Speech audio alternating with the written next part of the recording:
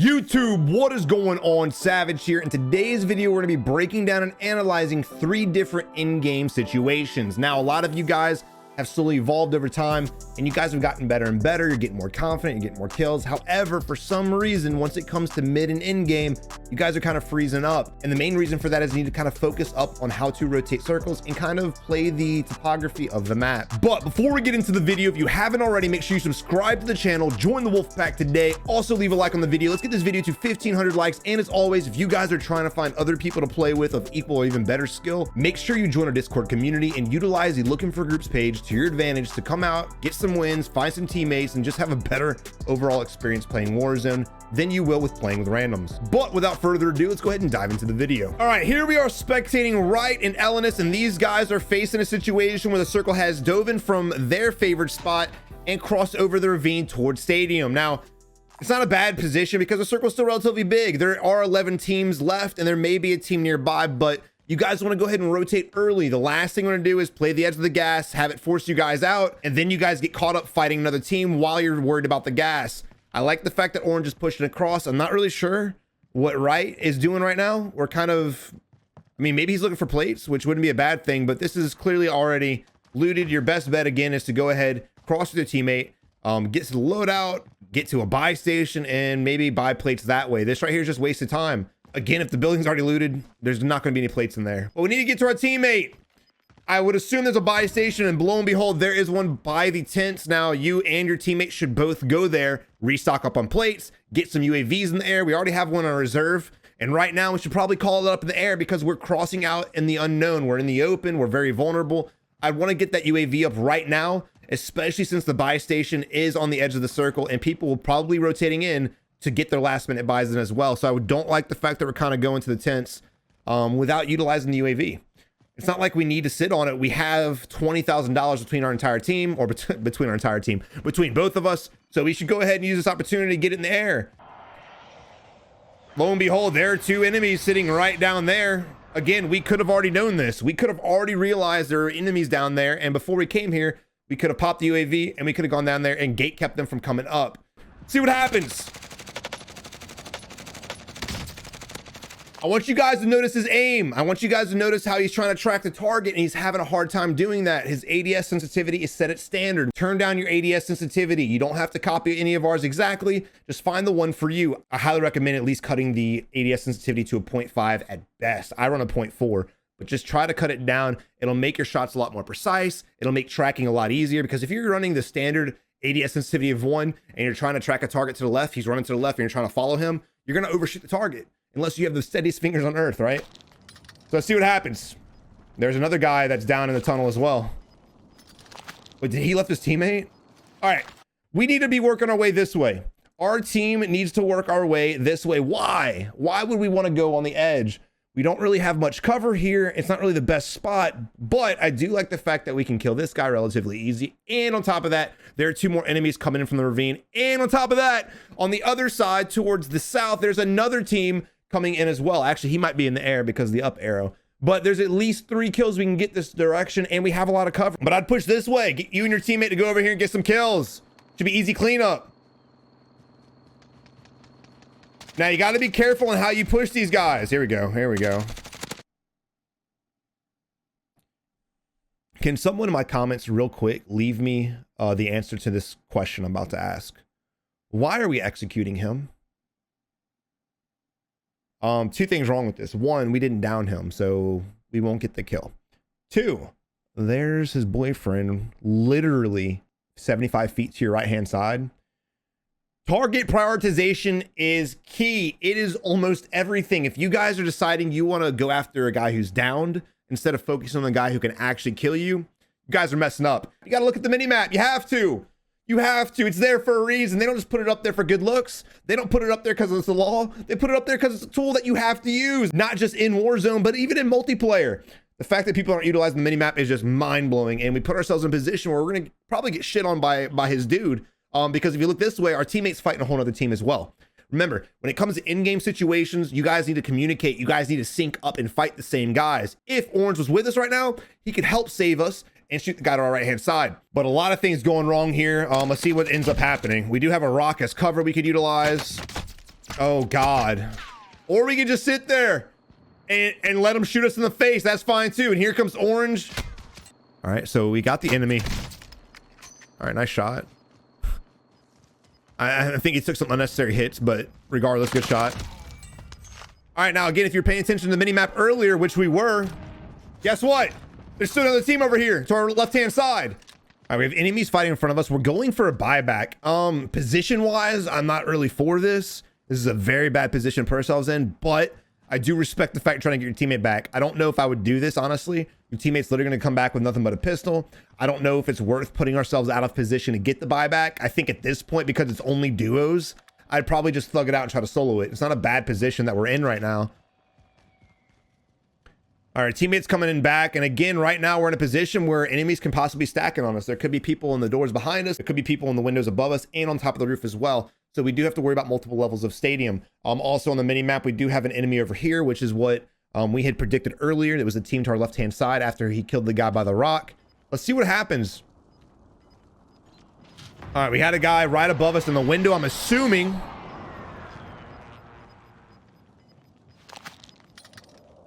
All right, right now we need to be working what we know. We know that the left-hand side of the circle is clear. We crossed there without ever getting shot at. So for me, I would cross back to the left-hand side to get safe. I would not go over here because there's a lot of shit over here. There could be an enemy down here. There could be enemies at this tent. I don't like the fact that we're kind of going into unknown when we could just rotate the known. Not a huge fan of this. Also, we're putting ourselves on lower ground. We're giving the enemy an option to get the higher ground and get the better shots off on us. Respect the fact that you drop your weapon for your teammate. Now there's a window above us shooting. I understand we're trying to drop shit, but there's a window. We might want to look at the window. Hey, look at the window. Got to be fast. I love the fact that you're giving us teammate shit. I do. Respect. Teamwork makes the dream work for sure. But you got to do it fast and efficiently and quickly, and also make sure you're peeking these guys on top of the roof. But now they're getting pushed out. Lo and behold, parachute off, and now they have the high ground on us. We need to get inside of this vehicle and get this Uzi.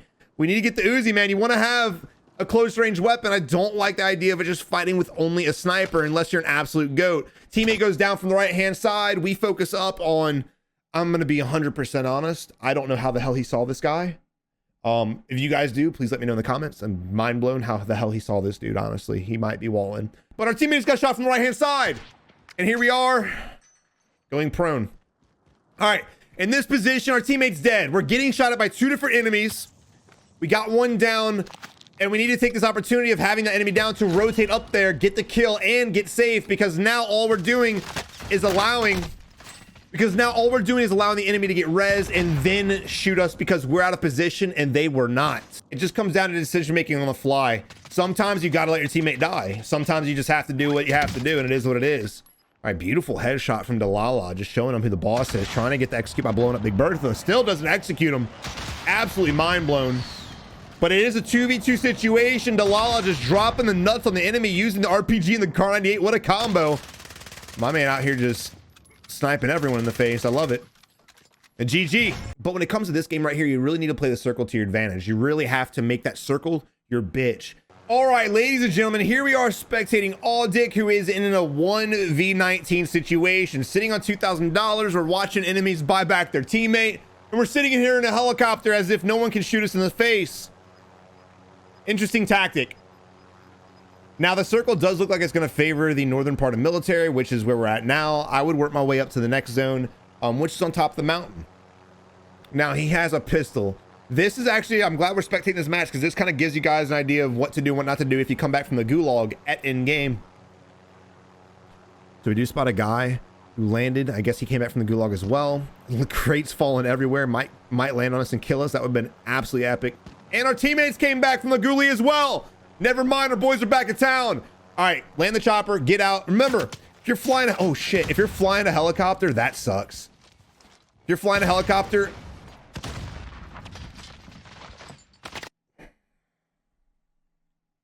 Look, I wasn't expecting that. I think it was two different teams. So we have the sniper in front of us and we have a lot of guys right here. I'm going to be honest with you guys. I probably would have went for it as well. I probably would have. You need a gun. All three of you guys have a pistol. Would you guys want to fight the end game with pistols, or do you want to kind of risk it for the biscuit? Unfortunately, the loadout drop was in a very dangerous area, and unfortunately, there happened to be 2 teams literally camping it. Sometimes you're dealt a shitty hand, and it is what it is. And this team went out really fast. Wow.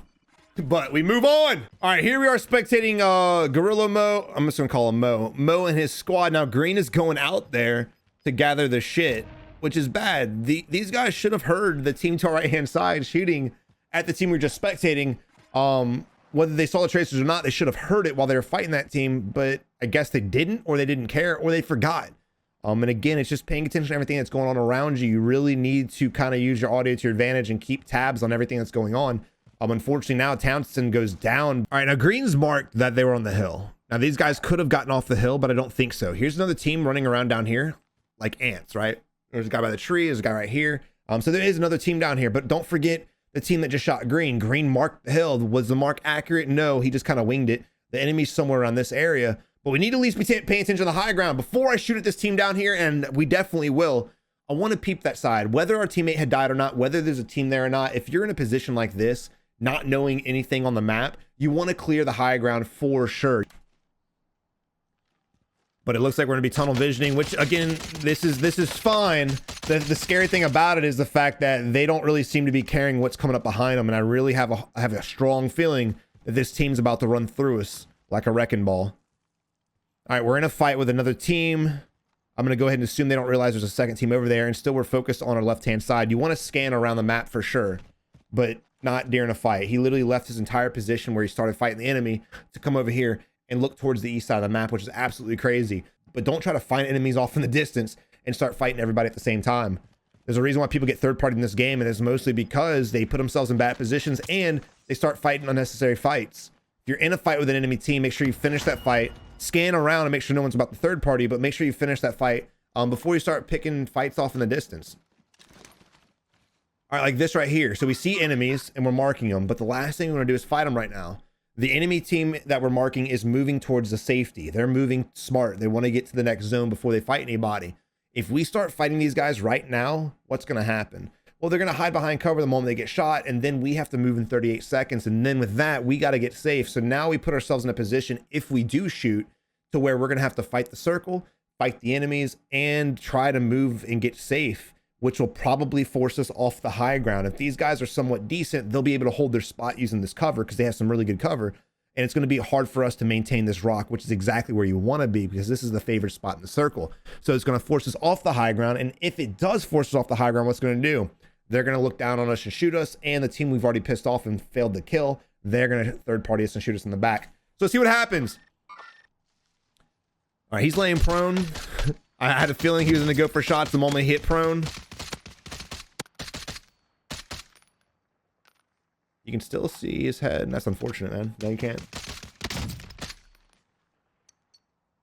And this is pre the second DMR nerf. So if you guys are like, how are these DMRs so powerful? This is before the last nerf, the second nerf, I should say. But Blue's rotating in while we're suppressing fire. We need to rotate with them. You can keep suppressing fire and keep shooting at the enemy while you're moving. Just bounce from cover to cover like these guys are doing right now. Now, also, when we have one enemy down and we have his armor plates broken, that's perfect opportunity to push across and get to the enemy to get that hill, because that's the spot you want to be. This is a beautiful sight right here. This is where you want to fight at. Please don't hide in a bush. Thank you. There's no cover from the enemy shooting at you right here. This isn't cover, this is concealment. And here comes the cluster strike again, forcing us off the high ground into a bad position to possibly again put us in a position to get third partied, or just have the enemies shooting at us look down and shoot at us again.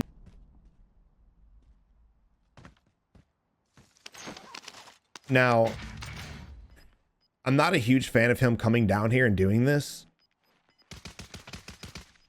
I understand he wanted plates and ammo and all this other shit, but I don't understand what the hell is going on right now. Our teammate is in a fight right now, and we're not helping him at all. Luckily, this is just bad strategy and bad gameplay, but these guys are being blessed because the enemies are doing random shit.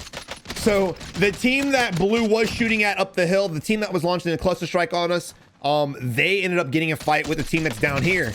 So it allowed us to rotate from a horrible position and get a good one. We got really lucky that those two teams started fighting each other. Otherwise, we would have been boned.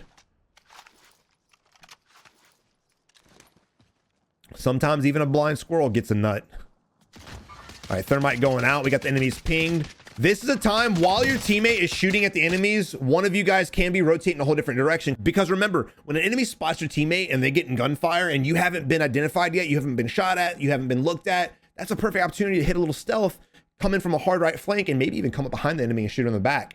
You guys want to try to put shots on the enemy at two different locations if it's possible. Don't put yourself in a bad position to try to get that done. But again, if you haven't been seen yet and you got a lot of cover, make sure you make that ridge your bitch and just play it to your advantage and get the win. Now, this team went from being in a very shitty spot and playing everything completely wrong to being in a decent spot and possibly being blessed.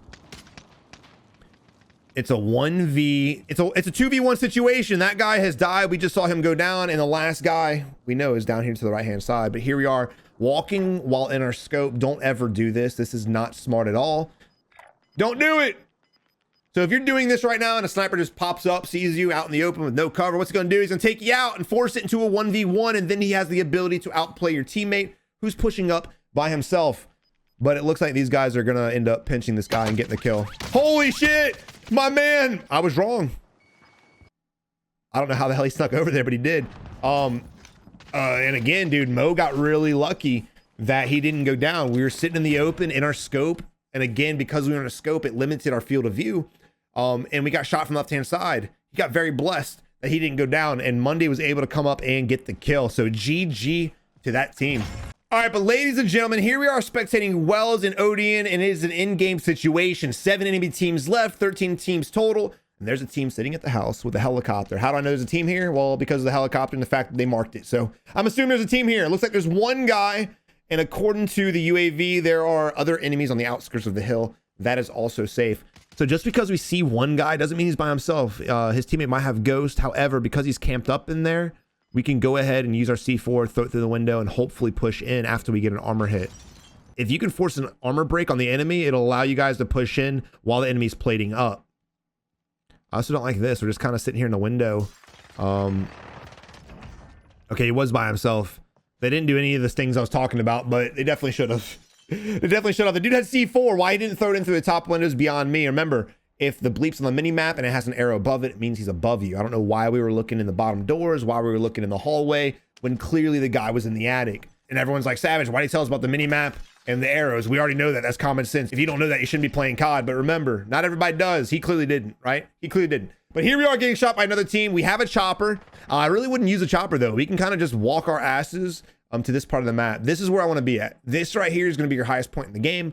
This has a lot of ridges. There's already a team over here. There's a loadout drop over here as well if we need it. And we're getting pushed. This house that we just pushed is now being pushed by an enemy team. So I want to get myself away from this house, create distance from the enemy pushing us. And then when the enemy ends up coming up here to try to get to this hill, we can go ahead and gatekeep him and shoot him. I don't like getting in the helicopter.